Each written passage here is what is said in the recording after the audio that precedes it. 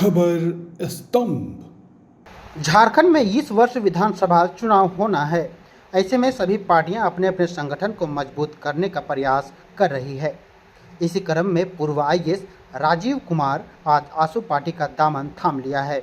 सुदेश महतो के आवास पर पार्टी के सुप्रीमो सुदेश महतो ने उन्हें माला पहनाकर आसू का सदस्यता ग्रहण कराया।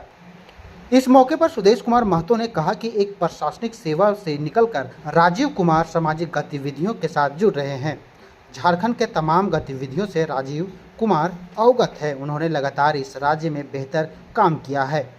अब सार्वजनिक जीवन से निकलकर आसू पार्टी के साथ मिलकर एक विजनरी दल में यह काम करेंगे। इसका फायदा पार्टी में होगा। वहीं पूर्व आईएएस राजीव कुमार ने कहा कि 31 साल के सरकारी कार्यकाल में हमने कई सरकारों को बदलते देखा है और साथ में काम किया है। उनके साथ काम करने से यह फायदा हुआ कि कौन सा नेता झारखंड के लिए विजनरी हो सकता है यह पता चला है। ऐसे में आसू पार्टी के सुप्रीमो सुदेश महतो हमारे जहन में हमेशा से रहा है और एक बेहद झारखंड की कल्पना को लेकर इस पार्टी में शामिल हुए हैं। आज मैं सबसे पहले राजीव जी का स्वागत करता हूँ।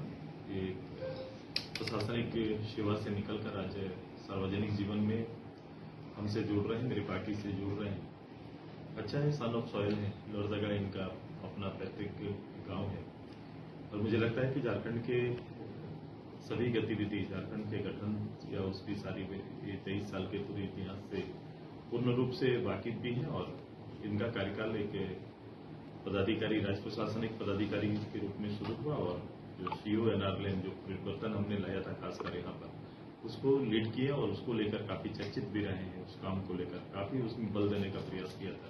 तीसरी डिपार्ट में आज आत्मनिर्भर अगर हम लोग हैं, जो हमारा रेशियो बढ़ा है खासकर ग्रामीण एरिया में या लोगों को उस अट्रैक्ट करने का कि ये भी आजीविका का आधार हो सकता है, तो उसमें भी इनकी एक भूमिका बड़ी रही है जो हम लोग ने नजदीक से देखा है। डीसी लातेहार के रूप में काफी लोकप्रिय रहे हैं। तो एक लोकल होना, झारखंडी होना, दूसरा अपने प्रशासनिक सेवा के माध्यम से लोगों के बीच में अपने काम से लोगों को प्रभावित करना, जो इनकी क्षमता है, ये क्षमता आप सार्वजनिक जीवन में एज ए पार्टी के अंदर हमारे साथ मिलकर एक विजनरी के रूप में दल में काम करेंगे और इसका निश्चित रूप से फायदा होगा। और इनके कनेक्शन को और इनके जो पकड़ है व्यवस्था में या फिर कोई भी सब्जेक्ट पर, उसका लाभ पड़ेगा। ओवरऑल केवल वोट की राजनीति मात्र उद्देश्य नहीं कि वोट के बाद चीजों को कैसे बनाया जाए और राज्य के लिए भला क्या हो सकता है, किस रास्ते को चुनना चाहिए, कैसे हम आगे जाएं। क्योंकि अंततः लोग रिजल्ट पूछते हैं, परिणाम चाहते हैं। सरकारें तो बनती है लेकिन सरकार रिजल्ट नहीं दे पाती है, अंततः लोगों को निराशा होती है। हम ऐसी सरकार चाहते हैं जो लोगों को परिणाम दे और लोगों को निराश ना होना पड़े। इसलिए ये पूरी एक टीम हमारी तैयार हो रही है।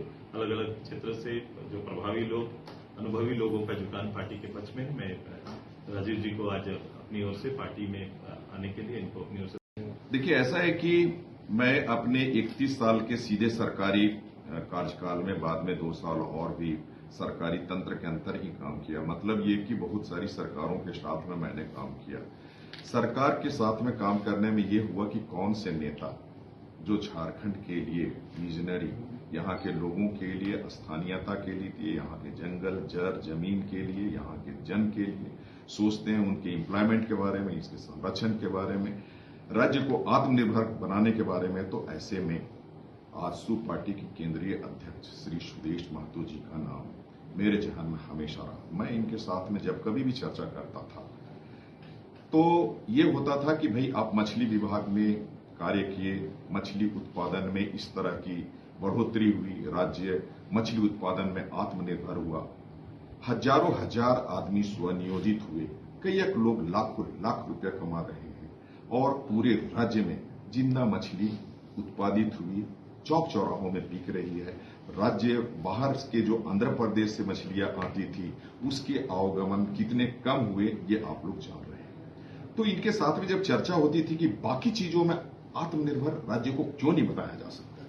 79,000 स्क्वायर किलोमीटर से अधिक की भूमि, 3.5 करोड़ की जनता और 29 लाख हेक्टेयर जमीन खेती योग्य, तब हम किस की चीजों में आत्मनिर्भर हैं। राज्य गठन के पहले से हम सब्जी उत्पादन में आत्मनिर्भर है। 4 राज्यों को मैं सब्जियां यहां से भेजता रहा, हमारे किसान भेजते रहे, लेकिन अभी वो बढ़ के 14 नहीं हुए।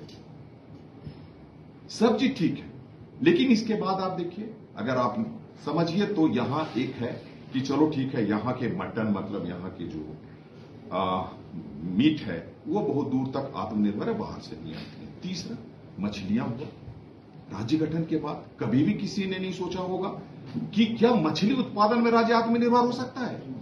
आज के तारीख में हम बेरोजगारी, स्वनियोजन, किसी को जोड़ नहीं रहे हैं कहीं से। खबर स्तंभ।